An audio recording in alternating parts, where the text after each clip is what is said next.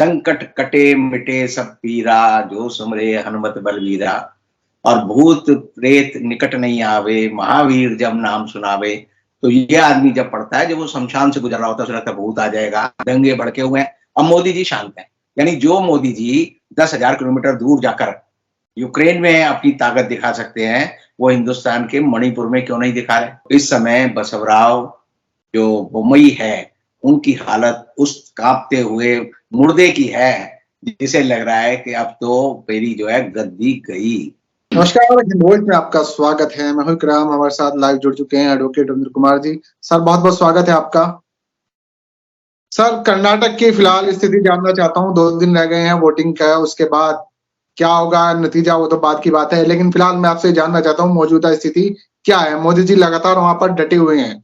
और आचार संहिता लगने के बाद वहां के मुख्यमंत्री जी है वो अपने पूरे लाओ लश्कर के साथ हनुमान चालीसा पढ़ने के लिए एक जगह पहुंचे हैं और बहुत सारे लोगों को इलेक्शन कमीशन है उसने रोका, लेकिन वो कह रहे हैं कि हम हनुमान चालीसा पढ़ेंगे क्योंकि बजरंग दल को लेकर राजनीति शुरू हुई थी। तो अभी आपका क्या रिजल्ट, आपके आंकड़े क्या कहते हैं, किसकी सरकार बन रही है? देखिए, सबसे बड़ी बात यह है कि ये पहला चुनाव है मोदी जी के 2014 में सत्ता में आने के बाद, जिसमें मोदी जी हद से ज्यादा डिमोरलाइज, हद से ज्यादा वो परेशान है। हद से ज्यादा उन्हें लगता है कि मेरे हाथ से जो है बाजी जो है रेत की तरह जो है धीरे धीरे खिसकती जा रही है। और यही बात है कि पूरा चुनाव इस समय भारतीय जनता पार्टी, राष्ट्रीय स्वयंसेवक संघ, बजरंग दल, विश्व हिंदू परिषद, ये सारे जितने भी आरएसएस की भुजाएं हैं, ये सब मोदी जी के दम पर लड़ रहे हैं और मोदी जी को आगे कर रखा है। और मोदी जी जो है पस्त हौसले से, पस्त हिम्मत से चुनाव लड़ रहे हैं। अब आपने जो कहा कि भाई आंकड़े क्या कहते हैं, सर्वे क्या कहते हैं, अभी आप समझ लीजिए कि आंकड़े और सर्वे जो है वो ये बताते हैं कि आज के दिन वहां पर कांग्रेस की हालत सबसे अच्छी है, भारतीय जनता पार्टी की हालत सबसे खराब है और जेडीएस की हालत वैसी ही है जैसी हमेशा रहती रही है। तो कुछ लोग कहते हैं कि जेडीएस वहां पर किंग मेकर बनेगी और कुछ लोग कहते हैं कि वहां पर कांग्रेस की सीधी सरकार बनेगी। मेरा ये मानना है कि वहां पर कांग्रेस को स्पष्ट बहुमत मिलेगा और कांग्रेस वहां पर अपनी सरकार बनाएगी और वहां पर वो जो है विजय का परचम फैलाएगी। और इसीलिए आप समझ लीजिए बसवराव बोम्मई जिनके बारे में आप कह रहे हैं कि वो अब जो है एक जगह गए और उन्होंने कहा कि हनुमान चालीसा पढ़ूंगा। भाई हनुमान चालीसा आदमी जब पढ़ता है, संकट कटे मिटे सब पीरा, जो सुमरे हनुमत बलवीरा। और भूत प्रेत निकट नहीं आवे, महावीर जब नाम सुनावे। तो ये आदमी जब पढ़ता है, जब वो शमशान से गुजर रहा होता है, उसे लगता है भूत आ जाएगा, उसका जो है कुर्ता ढीला हो जाता है, पजामा तो बिल्कुल ही उतर जाता है। तो इस समय बसवराव जो बोम्मई है, उनकी हालत उस कांपते हुए मुर्दे की है, जिसे लग रहा है कि अब तो मेरी जो है गद्दी गई। और इसीलिए वो जो है इलेक्शन कमीशन, जिसे कि हम इस चुनाव में अभी नदारद देख रहे थे, कहीं वो मिला नहीं। कांग्रेस के कई लोग गए, उन्होंने कई बार शिकायतें भी वहां की, लेकिन इलेक्शन कमीशन कभी हरकत में नहीं आया। वो अब पहली बार जो है वो कह रहा है कि आपको हनुमान चालीसा नहीं पढ़नी चाहिए। तो ऐसी हालत में आप समझ लीजिए जो चुनाव है ये कपकपी का चुनाव है, एक पार्टी की सत्ता जाने का चुनाव है और देश में लोकतंत्र की जीत का चुनाव है। क्योंकि मोदी जी ने जो आज एक अपील की है सारे वोटरों से, प्रधानमंत्री के रूप में, भारतीय जनता पार्टी के सबसे बड़े नेता के रूप में, तो उन्होंने कहा है कि कर्नाटक में चुनाव जो हो रहा है वो 5.2 करोड़ वोटर देंगे, जिनमें 9.17 लाख वो वोटर हैं जो पहली बार वोटर दे रहे हैं।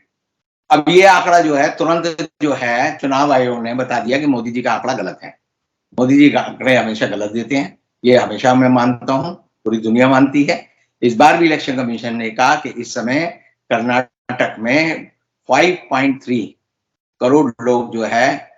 वोटर हैं और 11.97 लाख यानी 12 लाख लोग जो है नए वोटर हैं। तो मोदी जी ये कम से कम आंकड़ा ही इलेक्शन कमीशन से ठीक करा लेते, नीति आयोग वालों से ठीक करा लेते, लेकिन मोदी जी घबराए हुए हैं और इसीलिए पहली बार हम देख रहे हैं कि मोदी जी को अपनी एक व्यक्तिगत अपील देनी पड़ी। उस अपील में उन्होंने बड़ी अजीब बात कही है। वो कही है कि हम चाहते हैं कि देश में वोटरों में समानता रहे, शहर के और गांव के लोगों के जीवन में समानता रहे। यानी आज के समय में मुझे याद आता है कि जब डॉक्टर राम मनोहर लोहिया संसद में दहाड़ते थे, तब वो कहते थे कि हिंदुस्तान में आय का एक अनुपात होना चाहिए। राष्ट्रपति को उस समय जो 10,000 तनख्वाह मिलती थी, तो वो कहते थे राष्ट्रपति की तनख्वाह 10,000 है, तो 1 और 100 का अनुपात मैक्सिमम तनख्वाह में होना चाहिए। आज के समय में हम देखते हैं कि अडानी के पास 12 लाख करोड़ है, अडानी के पास जो है, अंबानी के पास जो है 11 लाख करोड़ है, लोगों के पास करोड़ों की हालत में है। और देखिए देश की जो 51% जो ताकत है, 51% धन संपदा है, वो सिर्फ जो है देश के 300 बड़े परिवारों के पास है। तो इसका मतलब मोदी सरकार में जो इक्वलिटी अमंग वोटर्स है, इक्वलिटी अमंग शहर और गांव है, सिटी एंड जिसे अर्बन कहते हैं और रूरल कहते हैं, वो ज्यादा बढ़ी है, ये भेद ज्यादा बढ़ा है, खाई ज्यादा बढ़ी है, धन का एकत्रीकरण जो है धन्ना सेठों के पास हुआ है। और इसीलिए मोदी सरकार का ये, मोदी जी का ये कहना कि हम महिलाओं को सुरक्षा देंगे, हम महिलाओं को सुरक्षा देंगे, अब किस संदर्भ में वो कह रहे हैं, या तो केरल फाइल्स के संदर्भ में कह रहे हैं, या वो केरल वाली जो फिल्म है उसके संदर्भ में कह रहे हैं, या जो लड़कियां और बच्चियां जो पहलवान जंतर मंतर पर जो है धरना दे रही हैं उनके संदर्भ में कह रहे हैं। मोदी जी के बारे में उनके जो सब शुभचिंतक हैं वो कहते हैं कि मोदी जी जो है पूरे इतिहास विश्व पुरुष हैं। उन्होंने यूक्रेन और रूस में जो लड़ाई हो रही है उसमें उन्होंने आगे बढ़कर एक ब्रिज बनाया था, रास्ता बनाया था, बातचीत कराई थी, और वहां पर पूरा संगठन सत्ता जो है लोगों को रोक नहीं पा रही, दंगे भड़के हुए हैं। अब मोदी जी शांत हैं, यानी जो मोदी जी 10,000 किलोमीटर दूर जाकर यूक्रेन में अपनी ताकत दिखा सकते हैं, वो हिंदुस्तान के मणिपुर में क्यों नहीं दिखा रहे? तो या तो ये भक्तों ने फैलाया हुआ एक उनका षड्यंत्र है कि मोदी जी की बात पुतिन भी सुनता है और जेलेंस्की भी सुनता है, और मोदी जी की बात जो है बीरेन सिंह जो कि मणिपुर का मुख्यमंत्री है वो नहीं सुन रहा। अभी जो है जो चुनाव चल रहे हैं और चुनाव के दिन ही आज, चुनाव से एक दिन पहले सुप्रीम कोर्ट ने सारे राजनीतिक दलों को पूरी तरह से फटकार लगाई है। जो मुस्लिम रिजर्वेशन खत्म करके उस रिजर्वेशन को 2% और 2% लिंगायत और दूसरे समुदाय में बांटने की बात की गई थी, उसके बारे में सुप्रीम कोर्ट ने कहा है इस मामले को जुलाई के लिए टाल रहे हैं। और जो लोग इस बारे में बयानबाजी दे रहे हैं वो ये नहीं मानते कि सुप्रीम कोर्ट इस मामले को सुन रही है, तो उन्हें सुप्रीम कोर्ट का इतना सम्मान जरूर करना चाहिए कि वो इस मुद्दे पे अपनी जुबान चुप रखें।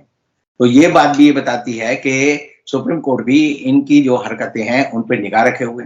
एक जो बड़ा मुद्दा वहां के चुनाव में इस समय चल रहा है वो नंदिनी दूध और अमूल दूध का है। नंदिनी दूध जो है कर्नाटक की आन बान शान का प्रतीक है, और तमुल मिल्क के बारे में माना जाता है कि मोदी जी अपने प्रदेश गुजरात का जो दूध है वो यहाँ पर लाकर नंदिनी दूध को खत्म करना चाहते हैं, और इससे वहां के लोग परेशान हैं।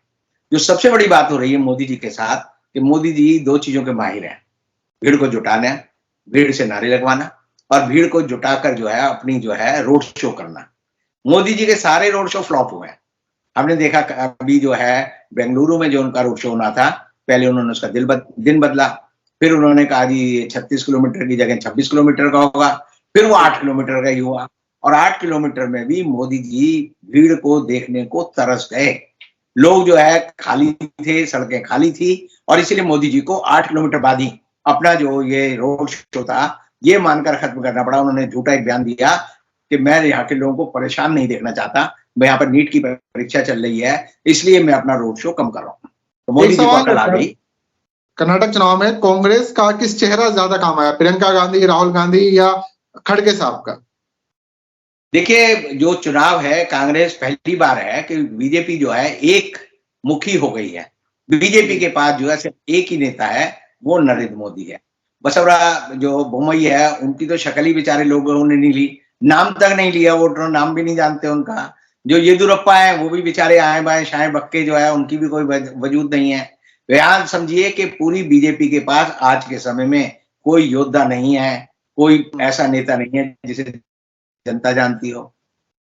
कांग्रेस ने क्या किया कि पहला जो चुनाव है उन्होंने सिद्धारमैया को आगे रखा, डी.के. शिव कुमार को आगे रखा, जो भारतीय जनता पार्टी से जितने भी लोग आए उनको आगे रखा, और उसके बाद जो है छौंक लगाने के लिए जैसे कड़ी बन जाए तो उसमें छौंक लगाने का काम जो है वो राहुल गांधी ने किया, उसमें धनिये का काम जो है वो प्रियंका वाड्रा ने किया, और सबसे बड़ी बात जिसे कहते हैं घी का तड़का लगाना वो जो है सोनिया गांधी ने किया। और सोनिया गांधी के जाने का असर जो है मोदी जी पे मनोवैज्ञानिक रूप से इतना ज्यादा हुआ कि वो परेशान हो गए, और उन्होंने कहा कांग्रेस ने ऐसे नेताओं को भी चुनाव में उतार दिया है कि वो जो है हताश हैं, और इसलिए उन्होंने सोनिया गांधी को बुलाया है। तो आप समझ लीजिए मोदी जी क्षण क्षण की खबर आज भी अभी भी ले रहे हैं और उन्हें पता है कि वहां पर भारतीय जनता पार्टी का सुपड़ा साफ होने जा रहा है, भारतीय जनता पार्टी की दुर्गति होने जा रही है और भारतीय जनता पार्टी के इस चुनाव में अब यह टेस्ट होगा कि मोदी जी का जो पूरा का पूरा एक करिश्मा है वो खत्म हो रहा है। करिश्मे की बदौलत जो है मोदी जी भीड़ जुटाते थे, अब भीड़ जुटाकर उनसे मोदी मोदी करवाते थे, लेकिन अब ये हो रहा है कि मोदी मोदी कहने के लिए भी इनको जो है टेप रिकॉर्ड की ध्वनि चलानी पड़ रही है, टेप रिकॉर्डेड साउंड चलानी चल रही है और एक वीडियो तो बड़ी अच्छी वायरल हो रही है जिसमें मोदी जी चुपचाप खड़े हैं और जो ट्रांसलेट करना था जिस आदमी को कर्नाटक कन्नड़ भाषा में, वो जैसे कहते हैं ना प्लेबैक सिंगर की तरह पूरा उसे भाषण पढ़ दिया और मोदी जी